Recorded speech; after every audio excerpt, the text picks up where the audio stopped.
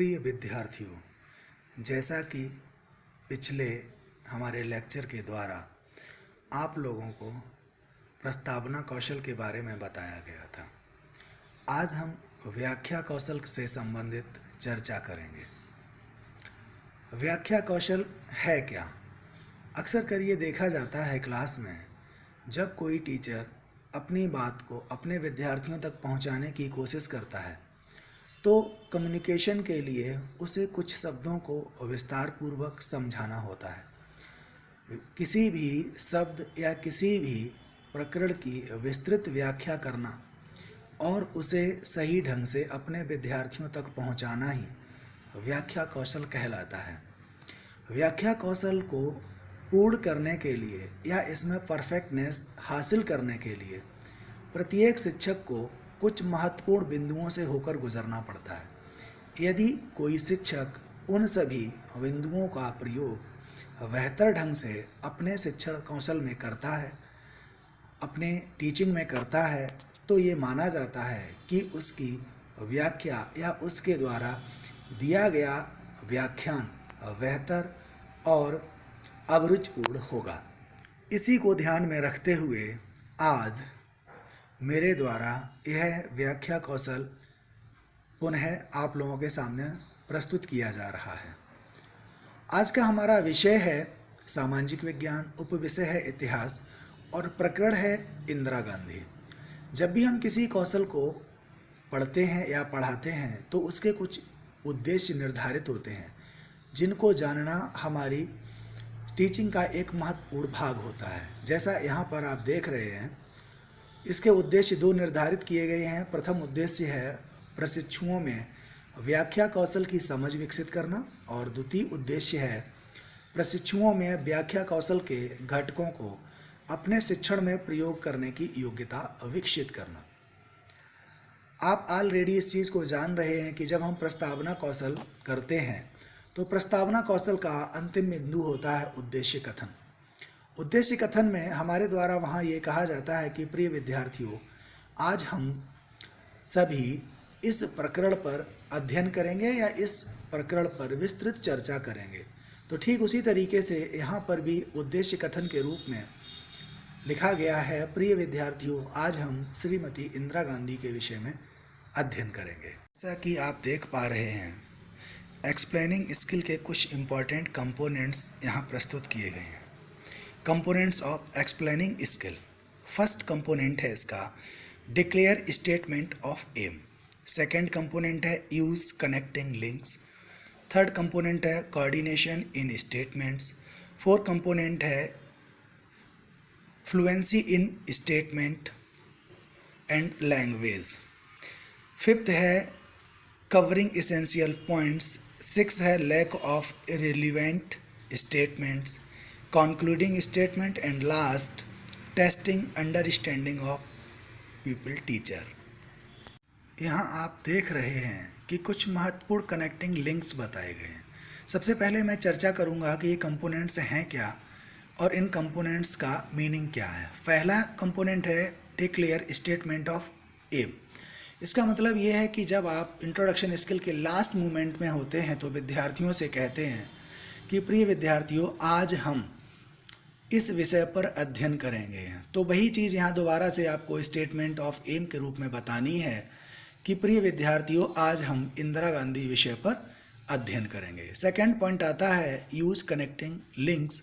इसका मतलब ये है कि जब कोई भी टीचर किसी कक्षा में शिक्षण कार्य कर रहा होता है तो वहाँ उसको ये देखना पड़ता है कि क्या उसके द्वारा अपने सेंटेंसेस को विस्तार पूर्वक प्रयोग किया जा रहा है या बहुत छोटे छोटे सेंटेंसेस के रूप में अपनी बात को रखा जा रहा है। जब आप छोटे छोटे सेंटेंसेस को प्रयोग में लाते हैं तो ऐसी स्थिति में बच्चों का जो अटेंशन पावर है वो कई बार बिखराव की स्थिति में चला जाता है।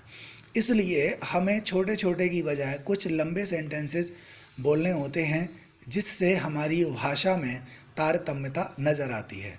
इसके लिए हमें कुछ कनेक्टिंग लिंक्स या जोड़ने वाली कड़ियों का प्रयोग करना होता है। जैसे यहाँ पर मैंने कुछ एग्जाम्पल के तौर पर कनेक्टिंग लिंक्स दिए गए हैं, जैसे and, or, if, to, of course, but, either or, neither nor, but also आदि। हिंदी में इनको कुछ इस तरीके से भी कह सकते हैं, और, यदि, जबकि, किंतु, परंतु, या तो नहीं, ना ही। जैसे कहा जाता है कि मैं विद्यालय गया, राम विद्यालय गया, तो यहाँ हम कह सकते हैं मैं और राम दोनों विद्यालय गए। इसी तरीके से हम कह सकते हैं कि ना ही मेरे द्वारा और ना ही आपके द्वारा इस वस्तु को चुराया गया, इस कार्य को किया गया। नेक्स्ट आता है कोऑर्डिनेशन इन स्टेटमेंट्स। आपके जो स्टेटमेंट्स हैं वो एक दूसरे से रिलेटेड होने चाहिए, उनमें कोऑर्डिनेशन होना चाहिए। कि अगर आप, जैसे इंदिरा गांधी के बारे में मैं अभी बात करूंगा, तो उनके जन्म से लेकर के उनकी मृत्यु तक सारे सेंटेंसेस को कवर करूंगा और इन सीक्वेंस उनको कवर करूंगा। ये एक महत्वपूर्ण बिंदु है। इसके बाद आता है fluency in statement and languages. आपकी लैंग्वेज में फ्लुएंसी होनी चाहिए बहुत ज़्यादा। अगर हम अपनी लैंग्वेज को तोड़ते हैं, अपने सेंटेंसेस को बार बार तोड़ते हैं, तो उसका प्रभाव हमारे स्टूडेंट्स के इंटरेस्ट पर पड़ता है और स्टूडेंट्स की अटेंशन पावर भी कई बार भंग होती देखी जाती है। नेक्स्ट है कवरिंग इसेंशियल पॉइंट्स। आप अपने स्टेटमेंट्स में, एक्सप्लेनिंग में आपको ये चीज़ का विशेष ध्यान रखना है कि महत्वपूर्ण बिंदु छूट ना जाए, और उन महत्वपूर्ण बिंदुओं को आप अंडरलाइन कर सकते हैं या उन महत्वपूर्ण बिंदुओं को बोल्ड कर सकते हैं, उन पर थोड़ा फोकस कर सकते हैं, जिससे बच्चों को याद करने में आसानी हो। नेक्स्ट कंपोनेंट है लैक ऑफ इरिलीवेंट स्टेटमेंट। आपके स्टेटमेंट रिलीवेंट होने चाहिए। इरिलीवेंट स्टेटमेंट्स को कम से कम प्रयोग करें। अक्सर कर ये देखा जाता है कि जब कोई टीचर क्लास में शिक्षण कार्य कर रहा होता है तो वह मूल विषय से भटक कर कभी सब्सिडरी विषय की तरफ चला जाता है, जिससे भी हमारा और हमारे स्टूडेंट्स का समय बर्बाद होता है। तो हमें यहाँ इस चीज़ का भी ध्यान रखना है कि हम अपने एक्सप्लेनिंग में इरिलीवेंट स्टेटमेंट को कम से कम रखें, या ना ही रखें तो ज़्यादा बेहतर है। नेक्स्ट है कंक्लूडिंग स्टेटमेंट। हम अपने पूरे टॉपिक को पढ़ाने के बाद या उस पर विस्तृत डिस्कशन के बाद लास्ट में हमको ये ध्यान रखना है कि हम अपने स्टूडेंट्स को इस चीज़ के बारे में बताएं कि आखिर आपका कंक्लूडिंग स्टेटमेंट, आपका निष्कर्ष क्या निकला। और लास्ट में आकर के हम अपने स्टूडेंट्स की एक बार जो उन्होंने लर्न किया है उसको चेक ज़रूर कर लें, जिसके लिए यहाँ लास्ट स्टेटमेंट दिया गया या कंपोनेंट दिया गया है। कंपोनेंट्स जान लेने के बाद में आपको व्याख्या करनी होती है। तो यहाँ पर मेरे द्वारा व्याख्या कौशल को प्रदर्शित किया जा रहा है। इसमें आप देखेंगे कि एक प्रशिक्षु किस तरीके से एक टॉपिक की व्याख्या करता है। मेरा आज का टॉपिक यहाँ है इंदिरा गांधी, और उस टॉपिक की व्याख्या के लिए मैंने पीपल टीचर एक्टिविटी में एक पेज पर लिख कर के यहाँ व्याख्या प्रदर्शित करी है। एक बार उसे पढ़ेंगे और जानेंगे कि इसमें कितने कंपोनेंट्स कहाँ कहाँ पर प्रयोग किए गए हैं। ठीक इसी तरीके से आप भी अपने किसी टॉपिक की व्याख्या कर सकते हैं। इंदिरा गांधी का वास्तविक नाम इंदिरा प्रियदर्शन गांधी था। इनका जन्म 19 नवंबर 1917 को इलाहाबाद उत्तर प्रदेश के आनंद भवन के एक संपन्न परिवार में हुआ था। इनके पिता का नाम जवाहरलाल नेहरू तथा इनकी माता का नाम श्रीमती कमला नेहरू था, जबकि इनके दादा का नाम मोतीलाल नेहरू था। इंदिरा गांधी का विवाह फिरोज गांधी के साथ सन 1942 में हुआ था। उनके दो पुत्र हुए, राजीव गांधी और संजय गांधी।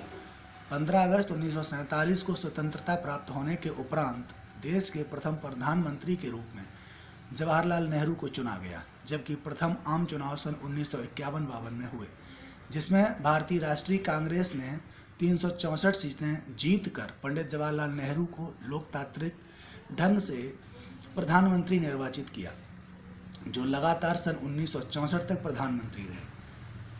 24 मई 1964 को पंडित जवाहरलाल नेहरू की मृत्यु के पश्चात श्री लाल बहादुर शास्त्री जी ने भारत का प्रधानमंत्री बनाया गया, जिनकी मृत्यु 11 जनवरी 1966 को हुई।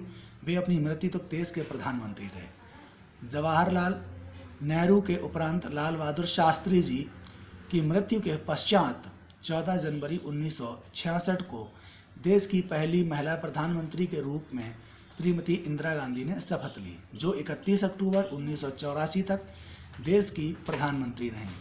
इस प्रकार श्रीमती इंदिरा गांधी को भारत की पहली महिला प्रधानमंत्री बनने का गौरव प्राप्त है। यहाँ देखेंगे आप लास्ट में, इस प्रकार श्रीमती इंदिरा गांधी को भारत की पहली महिला प्रधानमंत्री का महिला प्रधानमंत्री बनने का गौरव प्राप्त है। ये हमारा कंक्लूडिंग स्टेटमेंट है। इसमें बीच बीच में कुछ अंडरलाइन और इम्पॉर्टेंट वर्ड्स दिए गए हैं जिनको अंडरलाइन किया गया है। जो आप देख रहे हैं यहाँ पर कुछ कंपोनेंट्स को दर्शाते हैं, जैसे जोड़ने वाली कड़ियाँ, कवरिंग एसेंशियल पॉइंट्स, इनको अंडरलाइन किया गया है और उन्हीं अंडरलाइन वर्ड्स के सामने यहाँ पर कुछ इम्पॉर्टेंट कंपोनेंट्स को भी प्रदर्शित किया गया है। तो इस तरह से आप अपने एक्सप्लेनिंग स्किल को कंप्लीट कर सकते हैं। एक्सप्लेनिंग पूरी हो जाने के बाद आप विद्यार्थियों से अंडरस्टैंडिंग क्वेश्चंस पूछते हैं। जैसे मैंने यहाँ पर 3 क्वेश्चन पूछे हुए हैं। ये तीनों क्वेश्चन हमारे व्याख्या से रिलेटेड हैं। पहला क्वेश्चन है what was the full name of Indira Gandhi. Student response करेंगे वहाँ पर इंदिरा प्रियदर्शन गांधी। दूसरा क्वेश्चन है what was the father's name of Indira Gandhi. Student response करेंगे Pandit Jawaharlal Nehru. And third question who is the first lady PM in India. Student वहाँ पर रिस्पॉन्स करेंगे इंदिरा गांधी। ध्यान रखना है कि क्वेश्चन आपको इन कॉमन पूछना है और उसका आंसर स्पेशल, मतलब ग्रुप में आप क्वेश्चन पूछिएगा और उसके बाद में आंसर स्टूडेंट से इंडिविजुअल तौर पर प्राप्त करें। धन्यवाद।